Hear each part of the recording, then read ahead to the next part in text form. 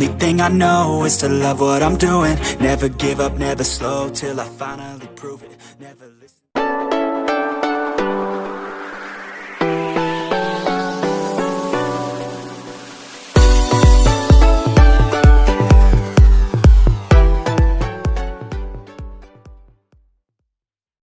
Ayyee shamaa akkam jirtu hordoftootaaf kabajamtoota OTS Elsaa channel hundumti keessa nagaa keessanii an nagaa kiyyaa waaqayyo naa galatu kunoo arras wanta isin fayyidaa isin gargaara jedheetii yaade akkuma yeroo darbe waadaa isiniif galeetii ture nama barrisaa jiru haala salphaa ta'eetiin edit gochuutii ni dandeenya yookiin flying tutorial isaa video isiniif qopheessa yoo fedhii qabaattan naaf himaa jennaan baay'een keessan ni barbaadan jettanii waan jirtaniif kunoo isiniif qabadee dhufeetiin jira haala salphaa ta'eetiin bilbila irratti edit akkaataa itti godhan isinitti agarsiisa jechuudha hordoftoota tiyya kanaaf videon kun haalli ittiin hojjetame baay'ee salphaadha kanaaf isinis kana caala bukkee teessanii edit goonaan wantoota gurguddaa hojjechuutii ni dandeessu jechuudha kana kanin hojjedhee bilbiluma irratti KineMaster application kan jedhamutti fayyadameen jechuudha KineMaster kana egaa Play Store keessattis ni argattu jechuudha kan qarshiin bitamu ni jira jechuudha kan qarshiin bitamus ni jira KineMaster gosa baay'ee waan jiraniif ani kan qarshiin bitamu websaayitiin tola kenna waan jiraniif achirraa linkii isaanii fuudhee isiniif description jala isiniif kaayetiin jira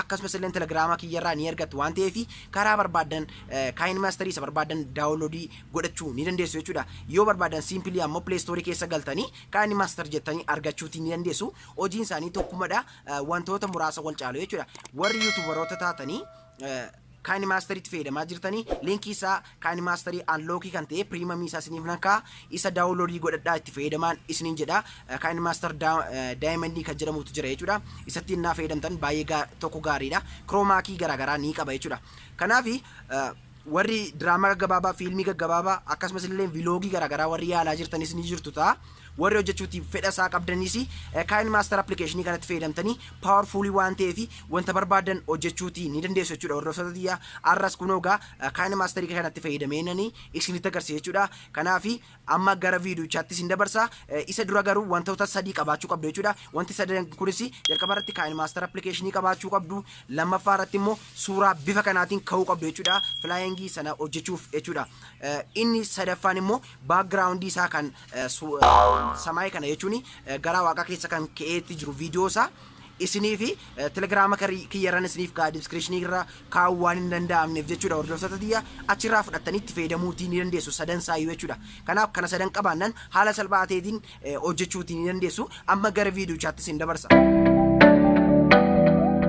kun hordoftoota tiyya walitti deebineeti jirra egaan kunoo KineMaster jechuun isa kana jechuudha hordoftoota tiyya kunoo linkii isaa isiniif nankaa kan Play Store keessatti argamu bifti isaa kan kana fakkaatu miti jechuudha bifti isaa kunoo diimaa kana kan fakkaachuu dhaqudha jechuudha kanaaf inni kuni kan qarshiin bitamu jechuudha KineMaster Diamond kan jedhamudha isa kana linkii isaa barbaadanis isiniif nankaa KineMaster gosa baay'eetu jira jechuudha hordoftoota tiyya isaan keessaa inni kun baay'ee gaarii tokkodha jechuudha kanaaf isa kanatti fayyadamaati jira ani hordoftoota tiyya garuu haalli hojii isaanii tokkumadha jechuudha wanta adda ta'e hin qabu Play Store keessa yoo buufattanis kanuma wajjin hojiin isaa tokkodha jechuudha waan muraasa duwwaa wal caala jechuudha hordoftoota tiyya kanaaf uumamaa tokko yaadainaan isiniin jedha hordoftoota tiyya karaa barbaadan download godhachuu ni dandeessu waan ta'eef amma jalqaba irratti KineMaster kana ni bantu jalqaba gaafa bantanii ayyama isin gaafachuutii ni danda'a jechuudha ayyama jechuun alla hojjetanii bukkee darbuu qofaadha jechuudha saniin booda bifa kanaatiin ergin isiniif banee booda hordoftoota tiyya wanti isin gootanii kunoo mallattoo pilaasii kan fakkaatu ni jirti jechuudha mallattoo pilaasii kana al tokkoof cuqaastu achii booda 16:9 kana isa kana filattu jechuudha isa kana al tokkootiif ennaa isin cuqaastanii gara kana isin fidaa jechuudha hordoftoota tiyya ergini gara kana isin fidee kunoo gubbaa kanarra miidiyaa kan jettu jirti miidiyaa kana al tokkootiif cuqaastu jechuudha ergi miidiyaa kana cuqaastanii kunoo gubbaa kanarra immoo amma fakkeenyaaf faayiloonni koo as keessa tuulamanii ni jiru jechuudha kanaaf isinii yennaa miidiyaa kana keessa seentanii miidiyaa jechuun kunoo isa kanadha isa kana keessa innaa seentanii lafa viidiyoo ani isiniif kaa'ee background isaa kan argamu jechuudha isa uurrii fakkaatu yookiin immoo garaa waaqa keessa kan ka'eeti jiru viidiyoo isaa Telegrama kiyyarraa ergi buufattaniin booda lafa faayilichi jiru as keessa miidiyaa kana keessaan seenuudhaanii dhaqxanii baafattu jechuudha kan koo kunoo as keessa export kana keessa jira jechuudha kanoo kanaaf kunoo isa kana jechuudha kanaaf isa kana al tokkoof erga argattanii booda itti cuqaastu jechuudha saniin booda innaa isin al tokkoof cuqaastanii bifa kanaatiin gara kanaa isin fidaa jechuudha erginni gara kanaa isin fidee kunoo akkuma agartanii bifa kanaatiin erginni isiniif fide kunoo gubbaa kanarraa dhuma kanarraa fiduu qabdu jechuudha. Ishee kana gara dhumaa kanarraa akkas gotattanii fiduu qabdu. Achi booda iddoo kanarraa suuraa ansila kutuu qabdu isiniin jedhee bifa ansila isinitti agarsiiseetiin ergi kaatanii booda kunoo laayerii kan jettu jirti. Laayerii kana cuqaastu jechuudha. Ergi laayerii kana cuqaastanii miidiyaa kan jettu jirti. Miidiyaa kana cuqaastu. By the way, steepii kiyya sirriitti hin hordoftan taanaan indoo gurgurtu waan ta'eef sirriitti steepii kiyya hordofuu qabdu hordoftoota tiyya. Ergi gara kanaa dhuftanii kunoo irraan isiniif deebi'a. Laayerii kana cuqaastu.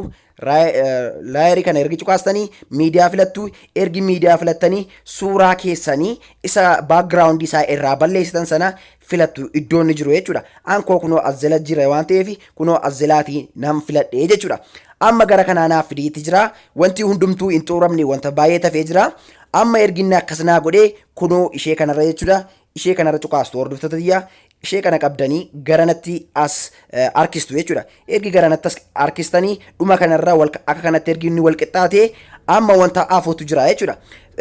Viidiyoo kana innaa jalqabu bifa kanaatiin jalqabuu hin qabu jechuudha. Kanaafi wanti isin gootanii suuraa keessan kana irra cuqaastu jechuudha. Suuraa keessan kana al tokkoof cuqaastu achii booda suuraa kana gara kanaatti as gootattu jechuudha. Ergi gara kanaa as fiddanii booda kunoo asitti akkuma suuraa keessanitti cuqaastanii jechuudha. Kunoo mallattoo qulfii kan fakkaattu jirti jechuudha.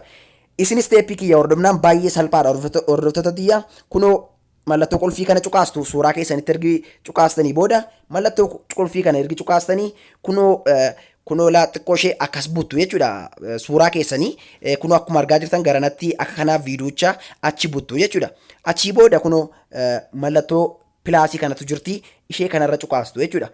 Ishee kanarraa akka cuqaastaniin kunoo garanatti as fiddu ammasii achii booda suuraa keessanii achi as gootattu jechuudha. Achi as gootattu achi booda ammas xiqqoo ishee ni sixxu. Ergi sixxanii suuraa keessan ammas ni gootattu jechuudha hordoftoota tiyya. Sirriitti steepii kiyya hordofaa. Kunoo ammas xiqqoo ishee viidiyoo kana as buttu gara sitti achi buttu jechuudha hordoftoota tiyya. Achi booda suuraa sana ammas kunoo akkana tochaasaati achi as qaas jettanii suutaan buttu jechuudha. Achii booda amma akka dingataa yoo irraa isin bifa kanaatiin isin jalaa irraa ka'e wanti isin gootanii suuraa keessan tokko ergi cuqaastanii mallattoo qulfii kana cuqaastu. Achii booda achii booda ergi suuraa keessan cuqaastanii qulfii kana ergi cuqaastanii kunoo gara kanaatti as buttu jechuudha suuraa keessan. Achii booda ammas mallattoo pilaasii cuqaastu. Amma viidiyoo sana akkana gara garanaatti butaatii deemtu jechuudha. Achii booda amma bifa kanaatiin editii isiniif ta'aati jira jechuudha. Baay'ee tokko salphaadha hordoftoota tiyya sirriitti na hordofa. Kunoo ammas garanatti viidiyoo kana ni buttu. Ammas immoo suuraa kana garanatti ni buttu jechuudha. Ammas garanatti ni buttu. Achii booda kunoo akkuma argaa jirtanii suuraan kuni garanatti as deemaati jira. Viidiyoonis gara dhumaatti achi adeemaa jira jechuudha. Kanaaf kunoo baay'ee salphaa tokkodha. Suuraa ennaa buttan immoo bifa kanaatti rarraasaatii walii gadi bubbutaa ennaa buttanii baay'ee viidiyoon sun dhugaa fakkaatee isiniif bareeda jechuudha. Ammas xiqqoo ishee ergi viidiyoo kana achi buttanii kunoo akkuma argaatti jirtanii kunoo akkana tochaasaa achi buttuu jechuudha hordoftoota tiyya. Ammas kunoo viidiyoo kana achi buttuu ammas akkana garanatti buttu jechuudha. Achi booda dhuma kanarratti dhuftaniitu wanti isin gootan jechuudha. Suuraa sana baddu baasa iskiriinii keessanirraa gara garanaatti balleessitu jechuudha. Achii booda wanti hundumaayyuu fixxanii jirtu mallattoo kanarra cuqaastu jechuudha. Mallattoo kana akka cuqaastaniini kunoo viidiyoo isaa jalqabaa kaasee isinitti agarsiisa. Kunoo ilaaluutti ni dandeessu jechuudha. Ta'eetu jira jechuudha.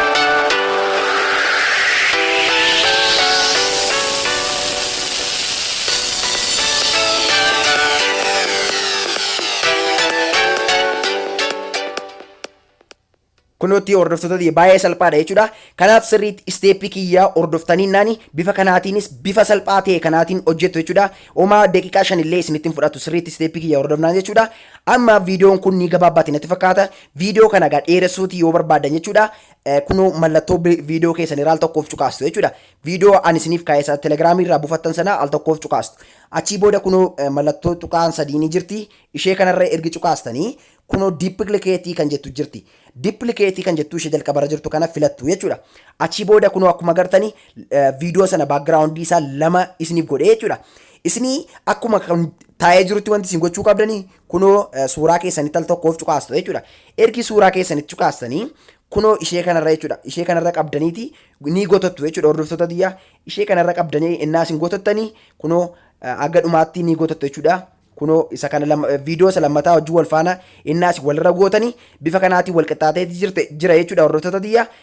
Lammaffaallee ediitii gochuu isin barbaachisu bifa kanaatiin gootanii naan jechuudha. Kanaaf amma pilee goonii walumaan ilaallu.